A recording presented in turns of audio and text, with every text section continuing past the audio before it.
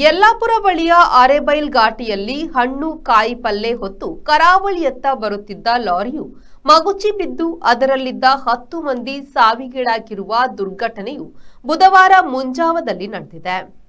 ಫಯಾಜ್ ಜಮಖಂಡಿ, ವಾಸಿಂ ಮುಡಗೇರಿ, ಇಜಾಜ್ ಮುಲ್ಲಾ, ಸಾದಿಕ್ ಫರಾತ್, ಗುಲಾಂ ಜವಳಿ, ಇಮ್ತಿಯಾಜ್ ಮುಳಕೇರಿ, ಅಲ್ಜಾಜ್ ಮಂಡಕ್ಕಿ, ಜಿಲಾನ್ ಜಕಾತಿ, ಅಸ್ಲಾಂ ಬೆಣ್ಣೆ, ಜಲಾಲಾ ಬಾಷಾ ಮೃತರು.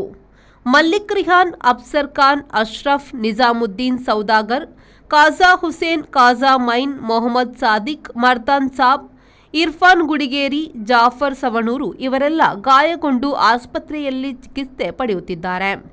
ಕುಮಟಾದ ವಾರದ ಸಂತೆಗೆ ಇವರು ಸವಣೂರಿನಿಂದ ಹಣ್ಣು ತರಕಾರಿ ತರುತ್ತಿದ್ರು. ವ್ಯಾಪಾರಿಗಳು ಸಹ ಅದೇ ಲಾರಿಯಲ್ಲಿ ಕುಳಿತಿದ್ರು. ಚಾಲಕನ ನಿಯಂತ್ರಣ ತಪ್ಪಿದ ಲಾರಿ ಘಾಟಿಯಲ್ಲಿ ಕಮರಿಗೆ ಬಿದ್ದು ಅನಾಹುತ ನಡೆದಿದೆ ಎಂದು ಪೊಲೀಸರು ತಿಳಿಸಿದ್ದಾರೆ.